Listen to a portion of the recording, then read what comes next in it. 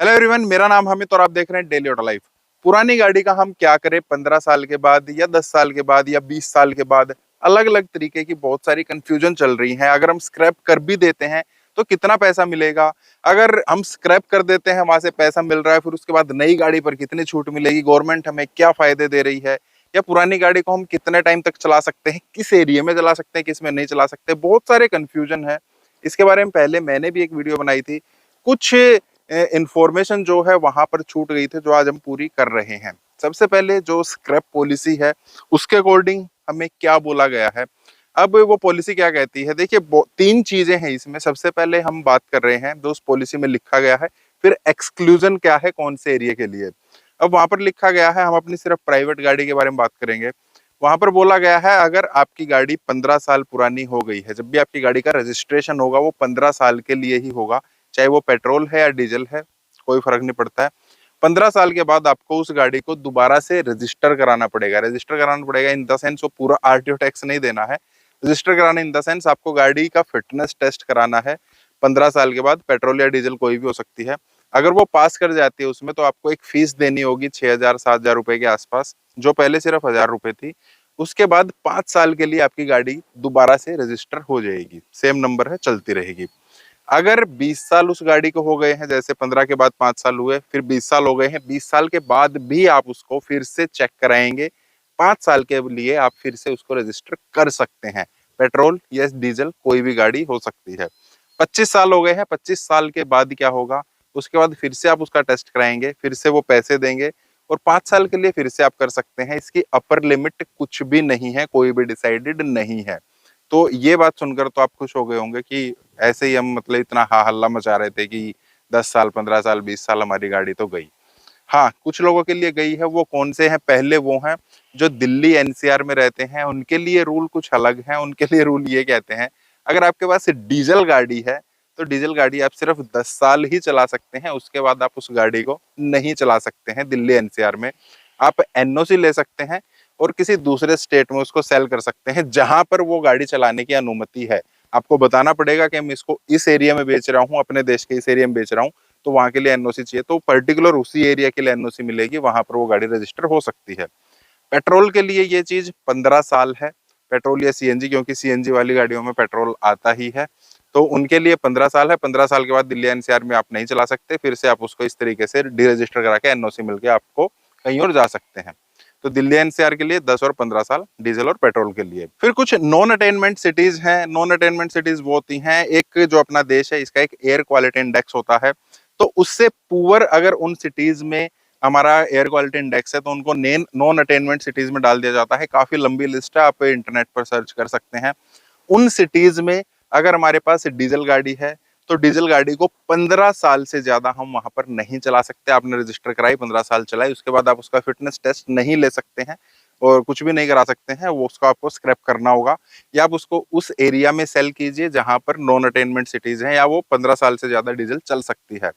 Petrol गाड़ी या CNG गाड़ी, वहां पर अभी कोई भी ऐसी लिमिट नहीं है। आप वहां पर हर 15 साल में, एक्चुअली हर 5 साल में आप उसको टेस्ट करा सकते हैं, रजिस्ट्रेशन फीस दे सकते हैं और वो फिर से आप रजिस्टर करा सकते हैं। तो ये तीन चीजें जो हैं वो हो गई हैं। अब आ जाती है स्क्रैप पॉलिसी। अगर हम स्क्रैप कराते हैं तो हमें क्या मिलेगा और कहाँ पर करा सकते हैं? एक स्टेट वाला दूसरे स्टेट में करा सकता है क्या? क्या डॉक्यूमेंट्स चाहिए होंगे? क्या गवर्नमेंट बोलती है और सच्चाई एक्चुअली क्या है? अब गवर्नमेंट क्या बोलती है, जब आप अपनी गाड़ी को स्क्रैप करा रहे हैं तो गाड़ी की जो वैल्यू थी, जो उसका एक शोरूम था जब आपने गाड़ी को खरीदा था, तो उसके 4 से 6% आपको पैसे मिलने चाहिए। मतलब अगर उस टाइम पर 10 लाख एक शोरूम प्राइस था तो आपको 40 से 60 हजार रुपए मिलने चाहिए। जब मैंने पता किया कि मुझे एक गाड़ी जो है, एक्चुअली दो गाड़ी का मैंने पता किया था, उनका क्या प्राइस निकल कर आया था, उन्होंने क्या दिया था और क्या डॉक्यूमेंट उन्होंने मुझसे मांगे थे। सबसे पहले उनको बोला मैंने कि मेरे पास अल्टो है, 2008 मॉडल है और अब मेरे को उसको स्क्रैप करना है। तो उन्होंने उसका जो बिल्कुल रटा रटाया जवाब आप उसको बोल सकते हैं, सुनते उन्होंने बोला था कि आपको 22 हजार रुपये हम इसके दे सकते हैं। कोई एक शोरूम के लिए कोई डॉक्यूमेंट नहीं मांगे गए। कैसे पता लगेगा ये गाड़ी कितने की है? उससे कोई फर्क नहीं पड़ता। उन्होंने सीधा छूटते ये बोल दिया कि 22 हजार रुपये आपको इसके मिल सकते हैं। मैंने बताया गाड़ी चल रही है तो कोई बात नहीं, आप चला कर ले आइए और देख लेंगे, हो सकता है 5-7 हजार रुपए आपको एक्स्ट्रा और मिल जाए। दूसरे को मैंने बोला, उनको मैंने बोला था कि मेरे पास सफारी है जो 15 साल पूरे कर चुकी है, अब मेरे को इसको कितने पैसे मिलेंगे। फिर से उनका एक ही जवाब था, उन्होंने बोला 60 हजार रुपए मिलेंगे। मैंने बताया गाड़ी चल रही है, आज भी मैं उसको यूज कर रहा हूँ, मैं आपके पास चला कर लेकर आ सकता हूँ, आप चेक कर लीजिए। तो मैक्सिमम मुझे 70 से 72 हजार रुपए उस गाड़ी के मिल सकते हैं। कुछ भी नहीं पूछा गया कि आप सेकंड ओनर हैं, फर्स्ट ओनर है, थर्ड ओनर है, आपने गाड़ी कितने की ली थी, कितने की नहीं ली थी, कोई फर्क नहीं पड़ता। गवर्नमेंट चाहे 4% बोले, 6% बोले, कुछ भी बोले, वो अपने हिसाब से इसके प्राइस जो है वो डिसाइड करते हैं, उसमें आप कुछ भी नहीं कर सकते। अगर आप उस गाड़ी को, आपकी गाड़ी चल रही है, आप किसी ऐसे एरिया में बेच रहे हैं जहां पर वो जा सकती है, तो वहां पर बेचना आपके लिए ज्यादा फायदेमंद रहेगा। या अगर आप नई गाड़ी ले रहे हैं ना, तो आप उसको नई गाड़ी के साथ एक्सचेंज कर लीजिए। जिस भी डीलरशिप से आप गाड़ी ले रहे हैं वहां पे आपको प्राइस जो है थोड़े से ज्यादा अच्छे मिल सकते हैं। फिर गवर्नमेंट बोलती है कि जब आप पुरानी गाड़ी स्क्रैप कराते हैं, आपको उसका डॉक्यूमेंट मिल जाते हैं, फिर आप जब नई गाड़ी लेते हैं तो उसमें आपको 5% तो नई गाड़ी पर डिस्काउंट मिल जाएगा जो उसका एक्स शोरूम है। दूसरा 25% आपको आरटीओ चार्जेस जो होता है, आरटीओ टैक्स होता है, उसमें आपको डिस्काउंट मिल जाएगा।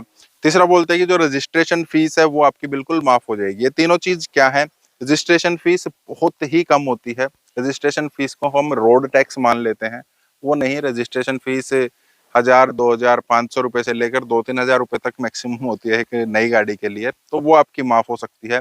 दूसरा, जो बोला गया है कि 25% आपका रोड टैक्स कम हो जाएगा, वो अभी सिर्फ जितने भी स्टेट गवर्नमेंट है ना, उनको एडवाइस किया गया कि आप ऐसा कीजिए। वो हर एक स्टेट के ऊपर है, वो उसको अप्लाई करते हैं नहीं करते हैं, और मोस्टली जगह पर ये चीज अप्लाई नहीं है, तो आपको रोड टैक्स पूरा देना होगा। तीसरा, जो 5% के लिए बोला गया है कि आप नई गाड़ी जो आप ले रहे हैं, अगर आप 10 लाख की ले रहे हैं तो 50 हजार रुपये आपको उस पर छूट मिल जाए, वो भी कार मैन्युफैक्चरर को एडवाइस किया गया है। और ऐसे एडवाइस कोई क्यों मानेगा, मतलब पैसे कम करने की एडवाइस कौन मानता है, तो कोई भी उसको नहीं मान रहा है। हर जगह मैंने पता कर लिया, बहुत सारी जगह तो पता भी नहीं है, अगर पता है तो वो अप्लाई कहीं पर भी नहीं है। फिर एक चीज को लेकर और कंफ्यूजन है, ये पूछा गया था एक्चुअली कि अगर हमारे पास सेकंड हैंड गाड़ी है, किसी और ने खरीदी थी, अब हमने उससे खरीद ली है, तो इस गाड़ी को अगर हम स्क्रैप कराते हैं तो इतना इसका हमें कितना प्राइस मिलेगा, इसका किस तरीके से डिसाइड होगा, क्योंकि बिल तो हमारे पास होता नहीं है। तो मैंने बता दिया, बिल वो पूछते नहीं है, और अगर आपने सेकंड हैंड गाड़ी ली है तो उससे कोई फर्क नहीं पड़ता है।